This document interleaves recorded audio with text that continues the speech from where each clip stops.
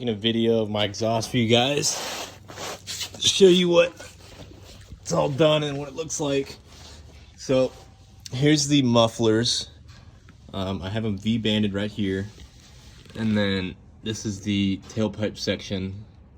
This one is just a little longer, probably by a couple inches. Some mufflers. Runs by the frame right here. So for this style setup, you are going to have to chop this cross member that runs right by this canister.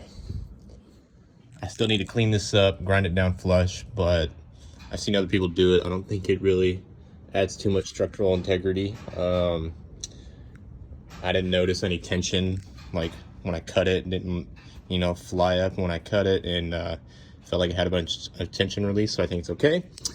So yeah, ugly welds. I had to go back over them. There's some pinholes, so yeah, ignore those, but this is all stainless.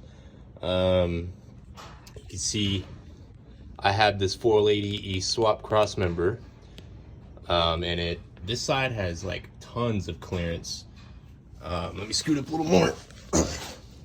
But this side, and it was mainly just a way I use some of the pieces in my kit. You can make it better where it comes closer to this point of the cross member, but just the way that the pieces I had left over, it got really close to right here, but it doesn't hit.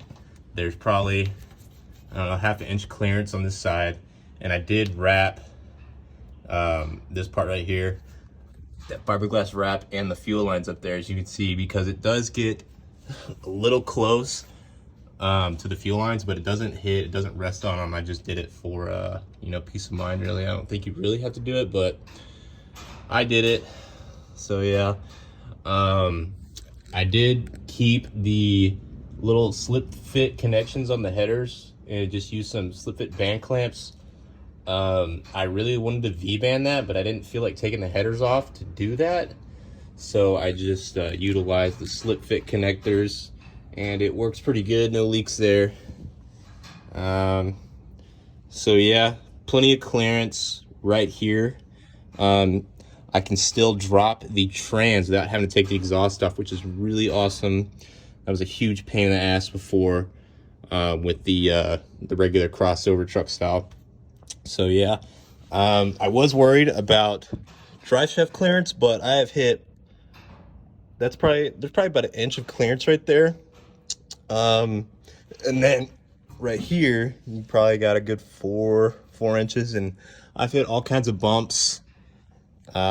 Really big dips in the road, and nothing hits. As long as you have bump stops on your axle, you're good. It's not gonna hit. Your bump stops will stop the drive shaft from hitting this pipe.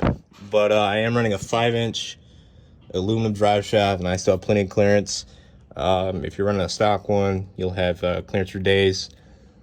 I think that's really it on the exhaust. So, and I already had this set up from an exhaust shop. They welded it in prior to me doing this, because I had a regular Speed Engineering X-pipe setup that crossed over and then came this way. So yeah, I already had this done. I did not do this myself. I wish I could do it in stainless again. I might do that in the future, because this is just mild steel. But this is already completed. All I had to do was just connect everything to the mufflers from the X-pipe section and the headers. But yeah, if there's any more questions, just feel free to leave a comment. And here is how the tailpipe setup is bolted in. It is removable. It is bolted here, and then here you can unbolt it, and then it's V-banded again right there, so it can all drop out pretty easily. I am going to switch these tips out because they're starting to rust already, and it's only been on for like 4 or so months, so that's Chinese quality right there for you. But I will drop the kits that I use for this setup. I got one off of Amazon. It was just a basic universal kit. There's all my extra bins I have left. It was like $140 something, And then I used a CTSV. It was an 09 CTSV kit from Speed Engineering, which I really only needed the center X pipe for. And that is basically the only reason I bought that, because I could not find an X that had that 90 coming off each side and then straight coming to the back. Most X pipe kits are either straight one way all the way through, or it 90s in the front and then 90s again in the back. So I needed a specific X to come straight out. So I will throw a screenshot of those up for you guys. And the guy who inspired me to do this was Kenny Dangler at Northern Performance. He's the one I got this idea from. Without him, I would not have attempted this. I would have just lived with my crappy crossover sounding X-pipe setup, which I'd never liked. Always wanted that Corvette sound. I used to own a Vette long tube headers X-pipe with Corsa Sports, and this sounds pretty damn similar, just with a cam. So yeah, truck's really dirty. Sorry about that, but I just want to make a quick video for you guys. Be sure to go check out Kenny Dangler at Northern Performance.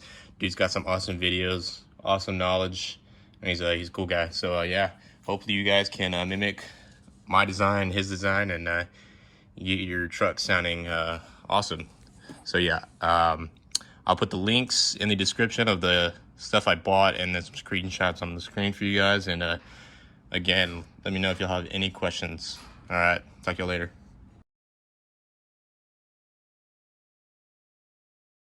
Okay, and I almost forgot to say one more thing I'll add to this video. The only way you are going to get the Corvette sound is if you make your exhaust equal length. That is the only key to get the Corvette sound.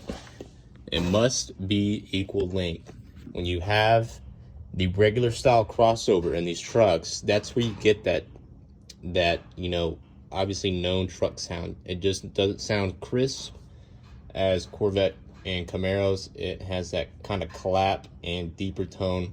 So the only way you can get the Vette sound is to make everything equal length.